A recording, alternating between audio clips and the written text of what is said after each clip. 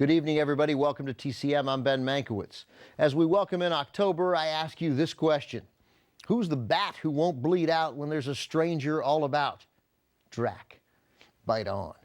Who's the bat who would bite the neck of another man? Drac. This bat is a bad mother sucker. Thanks to Monica Elliott for helping write that little introductory homage. Dracula is our monster of the month, part of our annual Halloween celebration on TCM.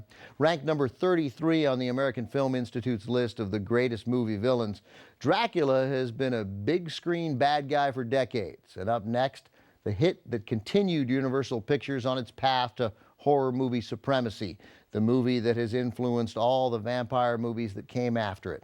Its impact can largely be traced to the performance of its star, Bela Lugosi.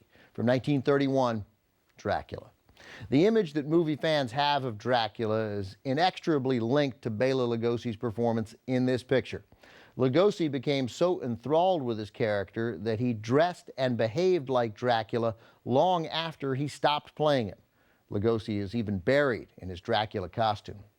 Lugosi originated the part on Broadway, playing the role from 1927 to 1930 in the play of the same name by Hamilton Dean and John Balderston. The play was only loosely based on Bram Stoker's novel. To economize on production design choices, execs at Universal decided to base the movie on the play. So we meet Count Dracula at his dilapidated castle in Transylvania, where he's well-mannered and dapper in his trademark tuxedo and slick-back hair. But for all his polished airs, Count Dracula radiates creepiness, especially when he tells his guest, Renfield, that he never drinks wine. The film's atmosphere brilliantly matches Dracula's dark deeds, thanks to director Todd Browning and cinematographer Carl Freund. From 1931, also starring Helen Chandler, David Manners, Dwight Fry, and Edward Van Sloan as vampire expert Van Helsing, here's Dracula. As you just saw, Bela Lugosi gave an indelible, haunting performance as Dracula in Universal's 1931 hit that essentially launched the monster movie craze in America.